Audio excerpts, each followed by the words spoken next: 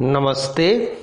आमे आलोचना करुथिले सारला महाभारत रे समाज जीवनर चित्र एवं एई क्रम रे आज आलोचना करिबा सारला महाभारत रे विवाह प्रसंग रे कवि कौन उल्लेख करिसंती। तेबे सारला महाभारत रे बा पंचदश शताब्दी रे विवाहर वर्णना विवाहर चित्र प्रसंग रे उल्लेख करिबा पूर्वरु आमे मने रखिबा उचित विवाह होउछि एक सामाजिक व्यवस्था, एक विधि विधान। सृष्टि रे प्रथमरु सेमिति कोनोसी व्यवस्था नथिला। नृतत्व रे बा एंथ्रोपोलॉजी रे ए प्रसंग रे कुहा हेछि जे मनीष भितरे जेतेबेले प्रथम थर पाई प्राइवेट प्रॉपर्टी बा व्यक्तिगत संपत्तिर मालिकाना कथा आसिला सेतेबेले सेई संपत्तिर उत्तराधिकारी पाई से एक निर्दिष्ट स्त्री लोककु निज पाखरे रखिला एवं तार संतान ही परवर्ती काल रे तार संपत्तिर उत्तराधिकारी हेले। तेणु पुरुष और नारीर एकत्र बास जहाँ परवर्ती विधि विधान अनुसारे विवाह बोली कुहा जाइछि सेतेबेले से विवाह मुख्यतः एक गुरुत्वपूर्ण भूमिका ग्रहण करिछि। तेबे एई विवाह रे मुख्यतः जो संबंध प्रथम बा गुरुत्वपूर्ण स्थान नैछि ताहा होउछि यौन संबंध एवं विवाह हेउछि ताहाकु नियंत्रित करिबा पई समाज स्वीकृत एक पंथा बा साधन। किंतु प्रेम प्रवणता तथा यौन प्रवृत्ति जीवनर एक द्रुत परिवर्तनशील विभाव एक कथा मने रखिबाकू पड़िबो। सुतरां विवाह को यौन संबंधर बहिर्भूत समाज सम्मत नर नारींकर मिलन और पारिवारिक जीवनर पृष्ठभूमि भावरे ग्रहण करा जाई पारे बोली अनेक आलोचक ए प्रसंगरे मत देइछंती। एहाकु प्राणी विज्ञान उपरे प्रतिष्ठित एक सांस्कृतिक सौध मध्य आख्या प्रदान करा जाए। सोशल ऑर्गेनाइजेशन पुस्तकरे R.H. लुइस एई मत प्रदान करिसंती। सेहीपरि स्वामी और स्त्री भावरे परिचित होई परस्पर मध्यरे निकट संपर्क रक्षा करी संतान सृष्टि तथा संतान पालन करिबा भली मौलिक उद्देश्य पूरणर लक्ष्य सह पारिवारिक जीवन रे प्रवेश करिबा पई विवाह एक अनुष्ठान बोली सोशल साइंस रे सोशियोलॉजी पुस्तक रे E.S. बर्गाडोस उल्लेख करिसंती। एहा संतान बा एही क्रम रे विवाह एक पवित्र अनुष्ठान और पवित्रता एहार विशेष प्रकृति बोली मध्य सेई समाज विज्ञानी माने मत दियंती। एहा संतान संतति मानकर वंश परंपरा निरूपण करे, सांस्कृतिक धारा को प्रवहमान करे एवं व्यक्तित्वर विकास पथरे प्रेरणा दान करे बोली आलोचक कहंती। विवाह एक सामाजिक तथा पारिवारिक कर्तव्य एवं एथिरे स्वार्थर स्थान नाही। स्थायित्व ही विवाहर प्रधान लक्षण। थरे एही बंधन रे आबद्ध हेले मृत्यु पर्यंत ताहा परिवर्तन रहित और स्थिर होई रहे बोली आमर मैरेज एंड फैमिली पुस्तक रे ई शेमिडेलर उल्लेख करिसंती। तेबे भारतीय समाज रे विवाह बा पाणी ग्रहण संस्कारर उपयोगिता जुगे जुगे स्वीकृत। तैतरीय ब्राह्मण रे उल्लेख कराइछि जे अपत्निक पुरुष को यज्ञ कर्मर अनुपयुक्त सेहीपरि मार्कंडेय पुराण रे मध्य अपत्निक व्यक्ति को यज्ञानुष्ठान निषेध बोली कुहा जाइछि। महाभारत रे वर्णना करा जाइछि जे पितृगण जरत्कारु ऋषि को विवाह करी संतान लाभ दिगरे जत्नवान हेबा पई उपदेश प्रदान करिथिले। दक्षंकर मतरे विद्यालाभ शेष हेबा पर्यंत गुरु गृहरे बास करिबा एवं तापरे गृहस्थ जीवन यापन करिबा उचित। भागवतरे मध्य कथित अछि गृहस्थ पत्नीयुक्त होई गार्हस्थ तथा ब्रह्मचर्यादि आश्रम धर्म पालन कले जलजान साहाଯ୍ୟରେ समुद्र अतिक्रम्य हेला भली विपद सागररु उत्तीर्ण हुए।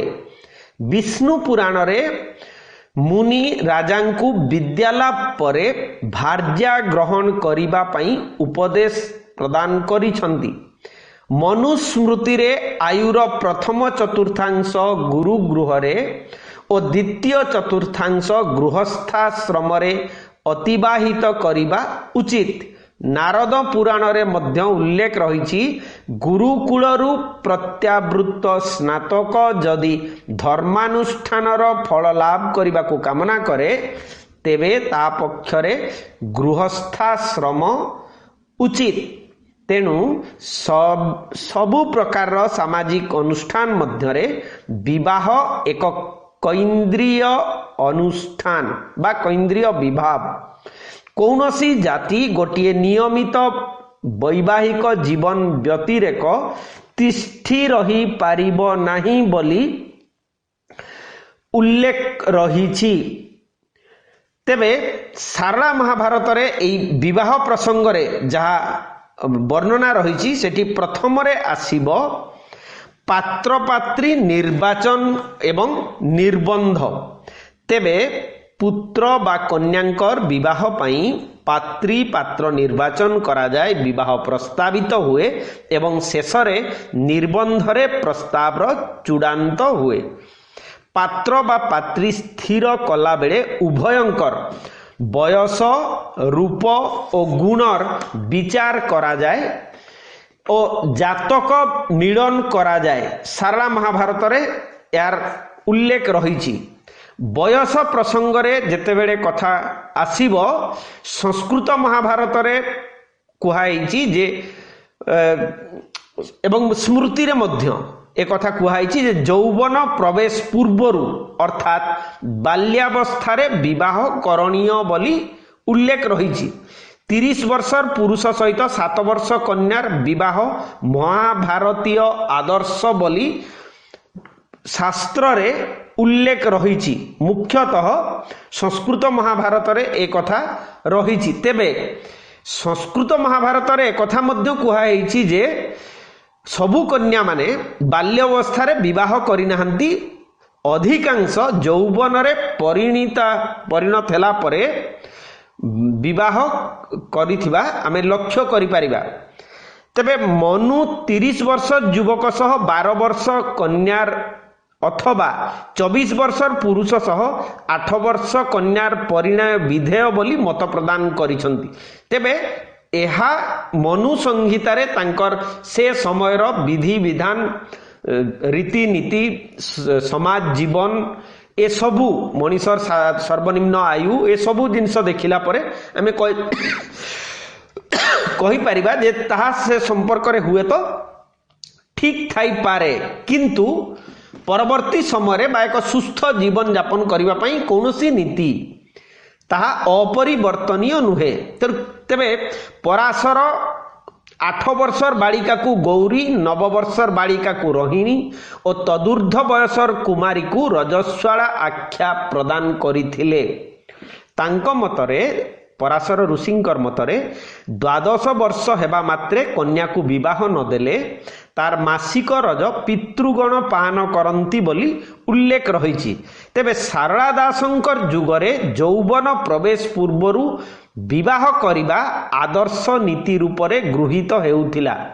गांधारराज तेणु व्यासंकु कहिथिले जे कन्या पितांक गृहरे रजवती हेले ताहार शणित पितृगण पान करती सूर्य स्वकन्या तपतिर परिणय होई न पारिबा देखि चिंतित होइथिले दुहिता पितांक गृहरे रजस्वाला हेले पितृगण नरकरे पतित हुअंती बोली उल्लेख रही।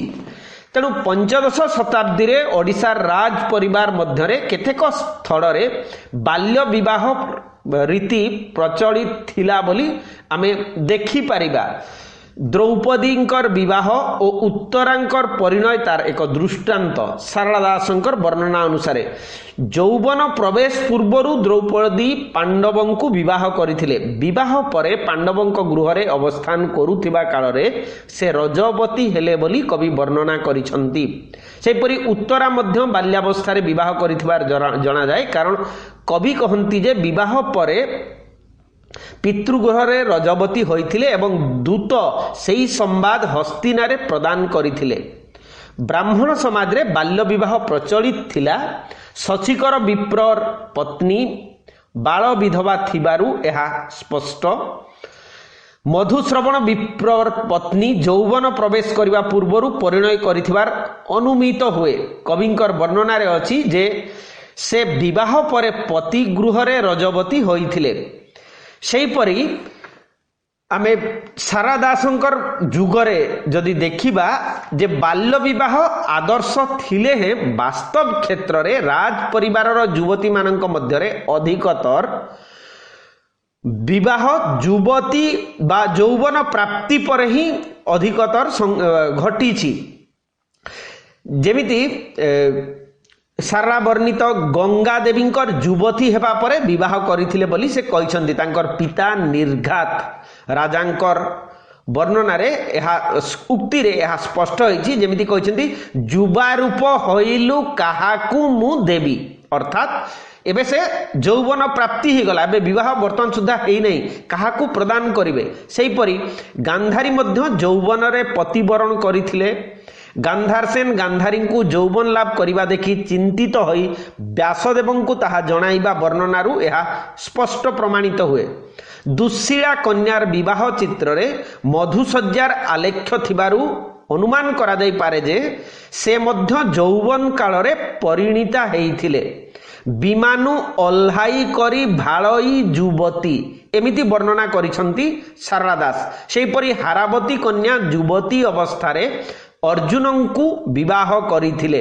सुभद्रा नीलेन्द्री चंद्रावती और उषा निज निजर निर्वाचित पति मानक सहित अंगभोग कला परे विवाह बंधन रे आबद्ध होइथिबा जणा जाउची जे सेमाने समस्ते यौवन रे ही विवाहिता।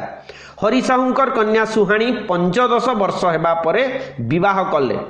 सचला कन्या युवती हेबा परे ताहांकु चित्रसेन हरण करिनेले। त्रिपुर मोहिनींकर पिता ताहाकु स्वतंत्र मेढरे रखिथिबा वर्णनारू अनुमित हुए जे यौवन रे से परिणीता माने परिणत होइथिले। सेहीपरि पात्र पात्री मानकर योग्यता निरूपण प्रसंग रे प्राचीन काल रे भारत वर्ष रे जो नियम थिला, जेमती ब्राह्मण ब्राह्मण क्षत्रिय क्षत्रिय वैश्य वैश्य शूद्र मानकर सहित विशेषतः जाति वर्ण कुल रूप गुण ए सबु परीक्षा करिकी विवाह हेउथिला। तेबे मनुक मतरे सप्तम पुरुष मध्यस्थ और पितांकर स्वगोत्र कन्या विवाह अनुचित। शुक्र नीति याज्ञवल्क स्मृति और संस्कृत महाभारत रे समान गोत्र और समान प्रबर विशिष्ट बरकन्यांकर विवाह को निषेध बोली कुहाइछि। शुक्र नीति रे कुहाଯାଇଛି जे कन्यादान काल रे कुल और विद्या देखिला परे रूप और शील विषय कराजिब। मनु कहंती उत्तम कुलर स्वजातीय पात्र मिलिले कन्या विवाह योग्य न होइथिले मध्य तार विवाह संपन्न करिहेब। व्यासंक मतरे उत्तम कुलर रूपवती कन्या ग्रहणीय। से रूप और गुण को कुल ठारू प्राधान्य देइछंती। नीच कुलर रूप गुण समन्विता कन्या कन्या रत्न विवाह योग्या बोली से कहते। तेबे प्राचीन काल में ब्राह्मणर क्षत्रिय कन्या सहित विवाहर चलनी थिला, जेमिति चवन्य और सुकन्या, ऋष्यशृंग और शांता, कर्दम और देवहूति एहार होउची एक दृष्टांत जेउठी ब्राह्मण क्षत्रिय कन्या संगे विवाह करिसंती। तेबे सारा दासंक जुगरे सवर्ण विवाह उपरे अधिक गुरुत्व दिया हैछि। मुख्यतः हरि साहू निज जाति कन्या ग्रहण करने पाई उपदेश प्रदान करथिले। कवि कौनसी मौलिक वर्णना रे असवर्ण विवाह किंतु प्रदर्शन करिनाहांती। वेदश्रवा पंडा, शशिकर विप्र, काशीपति राजा, कौशिक ब्राह्मण, हरि साहू वैश्य एमानंकर विवाह होउची स्वगत माने निज जाति भितरे। से जुगरे क्षत्रिय कन्या सह ब्राह्मणर विवाह अप्रचलित थिला। लाखबिंधा उपाख्यान रे यार प्रमाण मिले। ब्राह्मण बेसी अर्जुन लाखबिंधी द्रौपदी को पाइबा पाई अधिकारी होइथिले। दुर्योधन ब्राह्मण सह क्षत्रिय कन्या पांचाळीर परिणय संपादन हेले अन्याय हेब और नूतन कथा हेब बोली मत व्यक्त करिथिले। तांकर वर्णना होउची एमिति, अन्याय कहुछ तुम्भे न करी विचार, विद्या बळे बिंधिला से लाख दिजबर, क्षत्रिय कन्या को विवाह होइब केमंते, काल काल को ए कथा रहिब जगते। तेणु क्षत्रियर वैश्य विवाह पंचदश शताब्दी रे आमे जदि देखिबा प्रचलित थिला। युधिष्ठिर सुहाणी विवाह यार एक उदाहरण, कारण युधिष्ठिर क्षत्रिय और हरि साहू वैश्य तथापि तार कन्या को से विवाह करथिले, कारण विवाह प्रस्तावित होला बेले उत्तम जाति मिलिला बोली से उल्लेख करिसंती। ब्राह्मणर चंडाल बा शूद्र कन्या सह विवाह से जुगरे निंदनीय थिला। उद्दालक मुनिंक सहित शांतिक चंडालर कन्या श्रियार परिणय वृत्तांतरु यह स्पष्ट। शांतिक बलात्कार करी विवाह कराइथिले। एहिपरि विवाह चलनी रे थिले शांतिकंकु बल प्रयोग करबाकू पड़ी नथांता। एही दंपति जात संतान गणंकु दुर्वृत्त, मद्यप, दुष्ट और ब्रह्म हत्याकारी बोली निदर्शन करी ब्राह्मण चंडाल संबंध प्रति घृणा और अनादर भाव प्रकट करा जाइछि बोली आमे कहि परिबा। तेबे पात्री निर्वाचन कला बेले कन्यार कूल अपेक्षा रूप को अधिक गुरुत्व दिया जाउथिला। कूल नीच हेले मध्य अनेक स्थल रे अनेक लोक सौंदर्य विचार करी कन्या परिग्रहण करुथिले। भाग्यवान और मलयसेन राजांकर वृत्तांतरु यह प्रतिपादित हुए। कामकड़ा नामनी कन्या जारज संतान थिला। से वनभूमि रे श्रुगालंक द्वारा होइथिला लाड़ित पालिता। तथापि भाग्यवान राजा माने राजांकर नाम होछि भाग्यवान, केवल तार रूपरे आकृष्ट होई ताहाकु विवाह करिथिले। सेहीपरि वामदेव विप्रंकर विधवा भार्यांक ठारू जात जारज कन्या रूप बलरे मलयसेन राजांकर पत्नी हेई पारिथिले। अर्जुन सुभद्रांक रूपरे मोहित होई तांकु विवाह करिथिले बोली मध्य भागवतरे उल्लेख रहिछि। तेबे कन्यार चरित्र और गुण प्रति से समय रे समाज रे सतर्क दृष्टि रहिथिला। विशेष भाव में मंद गुणयुक्त कन्या को लोके पसंद करू नथिले। कन्या पिता एथिपाई निंदित हेउथिले। दुर्योधन कन्या चंद्रावती विवाह पूर्वरु श्रीकृष्णंकर पुत्र शाम्बंक द्वारा दूषिता हेबारु राजा माने दुर्योधन को निंदा करिथिले बोली शारदा दास उल्लेख करिसंती। सेहीपरि विवाह करिबा पूर्वरु सुभद्रांकर सह अर्जुन जो गुप्तरे मिलन हेइथिले ताहा समाज पई कलंक बोली उल्लेख रहिछि। तेबे कौनसी स्थल रे कन्या दूषिता होई जिबा भय रे राजा माने स्वतंत्र मेढ़ निर्माण कराई प्रभूत कटकणा मध्यरे युवती कन्या को रखाउथिले। मेरुशूल राजांकर कन्या त्रिपुर मोहिनी को युवती हेबा परे एक स्वतंत्र मेढ़रे रखाइथिले बोली कवि वर्णना करिसंती। कन्या मंद गुण कले कूलकु लक्षणी दूषणीय हुए बोली आमर भागवतर मध्य जगन्नाथ दास एक कथार उल्लेख करिसंती। तेबे से जुगरे मातुल कन्या को विवाह ओडिशा रे प्रचलित नथिला। मूल महाभारत रे शिशुपाल निज मातुल कन्या मामूंक झियो भद्रांकु सहदेव मातुल कन्या मद्र राजांकर कन्या विजयांकु विवाह करिथिले। ब्रह्मपुराण रे मध्य वर्णना करा जायछि जे प्रद्युम्न निजर मातुल कन्या सह परिणय करिबार चित्र रहिछि। तेबे महाभारत रे बा पंचदश शताब्दी रे से घटना प्रायतः नाही।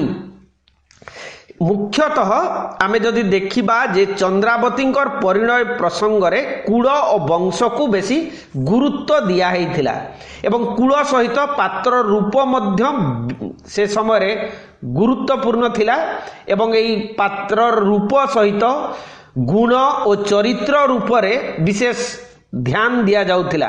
जेमिति जयद्रथ धार्मिक और विवेकी वीर थिले, तेणु दुर्योधन तांक हस्तरे दुश्शीला कन्या को समर्पण करिवे बोली स्थिर करिथिले। मधुकिशोर राजा शिखंडींकर वीरत्व को विचार को नैथिले।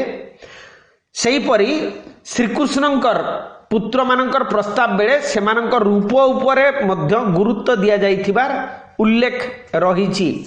79 कन्या बाबदरे मध्य आमे पूर्वरु आलोचना करिछे जे 79 कन्या बा अमावास्या रे जात होइथिबा कन्या तापई विवाह करिबा यथायोग्य पात्रटीए खोजिकी विवाह करिबा कष्ट करथिला।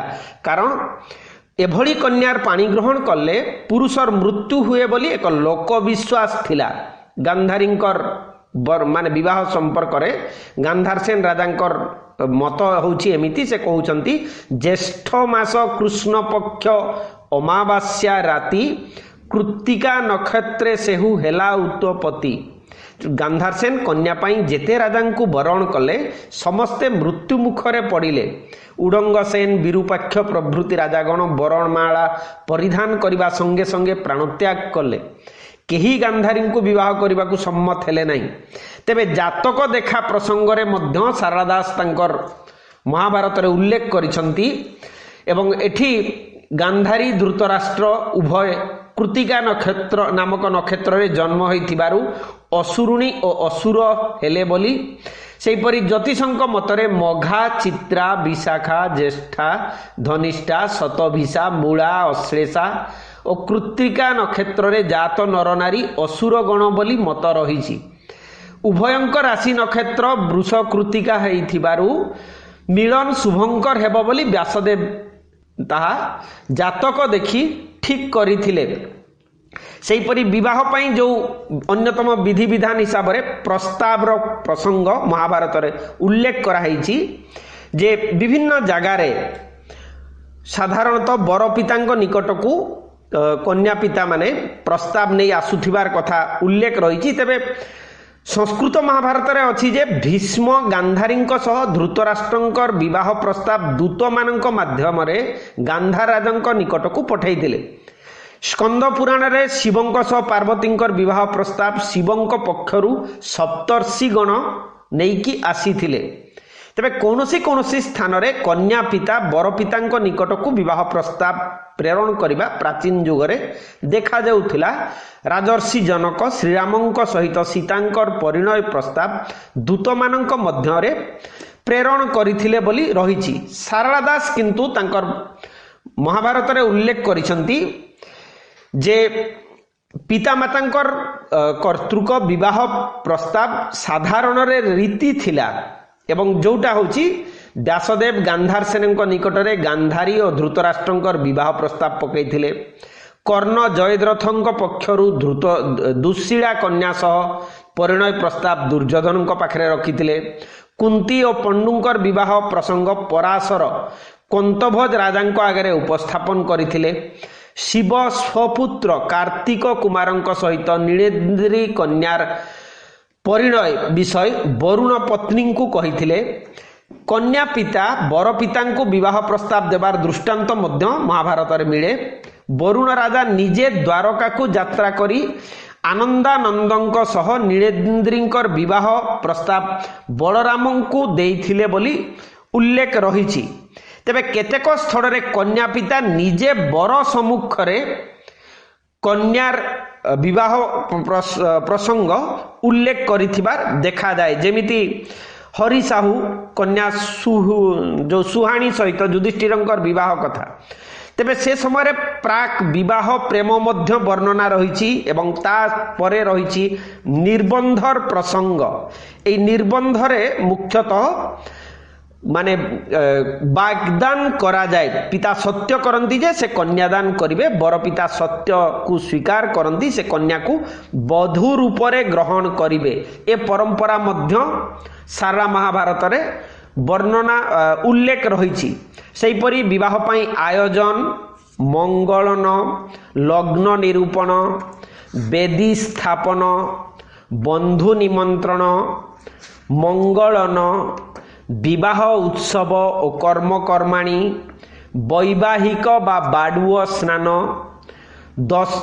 बर यात्रा, 10 दिगपालंकु पूजा, स्वीकरण विधि, बरण, वाग्दान कर्म, गंधादिवास और कौतुक सूत्र, बही सालारोपण, मधुपर्क और षडार्घ कर्म, कन्यादान और हस्तग्रंथि। कन्यादान कर्म रे जो हाथ गंठी सब पड़े, यौतुक जो प्रदान बाबद मध्य आमे पूर्वर आलोचना करिछे नारी मानकर स्थान। तेबे एई यौतुक बाबद रे मुख्यतः धेनु, सेना, भूमि, अलंकार, सुवर्ण ए सबु जिनस सहित सखी और अलंकृता नारी को मध्य दिया जाउथिला। 10 क्षमा करिबा ए प्रसंग रे मध्य सारा महाभारत रे उल्लेख रही। ए 10टा 10 होउची लज्जाहीनता, चोरणीपण, डाहाणीपण, व्यभिचारिणीत्व, कटु भाषण, हिंसा, दुष्कर्म, मिथ्या भाषण, असंतोष, बारंबार गृहरु पलायन। ए 10टा 10 क्षमा करिबा स्वामीर कर्तव्य बोली कुहाइछि।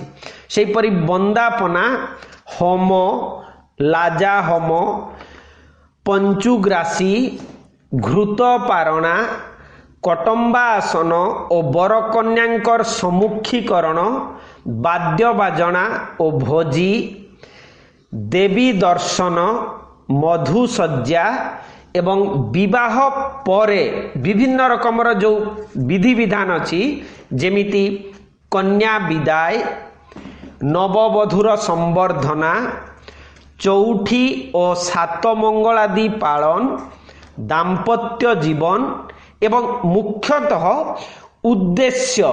एई विवाहर उद्देश्य बाबदरे शारदा स्पष्ट भाव वर्णना करी कहउछंती जे पुत्र लाभ ही विवाहर मुख्यतः उद्देश्य थिला। नर नारी ठारे जो प्रबल पुत्र आकांक्षा प्रदर्शन करिछंती तहिरु यह स्पष्ट प्रमाणित हुए।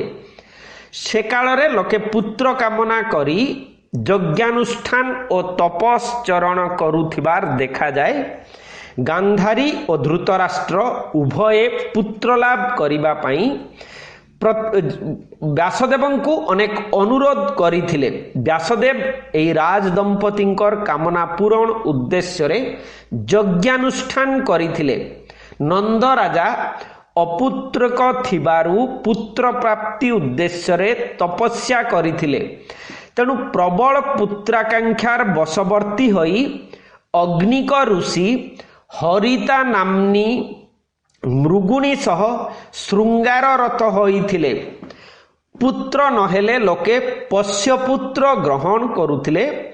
पुत्र उद्देश्य रे दान धर्म करिबा, पुराण पाठरे व्रती हेबा और पथ पार्श्वरे वृक्षरोपण करिबा मध्य विधि थिला। पुत्र नहेले लोके द्वितीय विवाहरे मनोयोगी हेउथिले। तेबे सारा दासंक जुगरे पुत्रर महत्व मध्य समाज रे स्वीकृत थिला। जेते पाप कले मध्य पुत्रवान व्यक्ति जमद्वार रे दंडित हुए नाही बोली लोक विश्वास। ब्रह्महत्या बळी पापरु मध्य पुत्र पितांकु उद्धार करि पारे बोली लोके मने करुथिले। पंडु राजा अग्निक ऋषिंकु हत्या करी ब्रह्महत्या दोषरे दोषी हेले ओ जमद्वार रे दंड पाइले। युधिष्ठिर राजसूय यज्ञ अनुष्ठान करी ताहांकु मुक्त करिथिले बोली सारला दास उल्लेख करिसंती। तेणु आदर्श जदि विवाह प्रसंग रे कुहा जीवो पारिवारिक जीवनर आदर्श धार्मिक और संयत जीवन यापन करिबा। धार्मिक नीति आचरण न कले पति पत्नी बा पिता माता पारिवारिक जीवन रे सार्थकता लाभ करि पारंती नाही। एवं ए प्रसंग रे विष्णु पुराण रामायण महाभारत मनुस्मृति पराशर स्मृति ब्रह्म पुराण मार्कंडेय पुराण दक्ष संहिता ए सबुथिरे वर्णना करा जाइछि। तेणु सारदास मध्य एक धर्मनिष्ठ संयत दाम्पत्य जीवन ही समाजर आदर्श बोली उल्लेख करिसंती। से कहउछंती जे तांकर वर्णना रे पर स्त्री को लोके माता रूप रे देखुथिले। पर स्त्री हरण कले मनुष्य नरकरे पड़े बोली कवि उल्लेख करिसंती। लक्ष्मणंकर उक्तिरु यह स्पष्ट जे लक्ष्मण बइले मोर नबलई मति पर स्त्री हरण रे नरके पड़ंती। पर द्वारा संग किपरि क्षणिक सुख दिए और शरीर को विनष्ट करे समाज श्रृंखला भांगी दिए ताहा कविंकर एहिपरि वर्णनारु स्पष्ट हुए। तेणु सारला महाभारत रे मुख्यतः विवाह को एक आदर्श अनुष्ठान भावरे कवि वर्णना करिसंती एवं एक सुस्थ जीवन यापन करिबा पई विवाह को निर्दिष्ट नीति नियम से कालर विधि व्यवस्था अनुसारे बांधिबार प्रयास करिसंती। आलोचना आज एतिकी थाउ। कमेंट रे जहाँ चाहिए लिखि पारिबे। नमस्ते, धन्यवाद।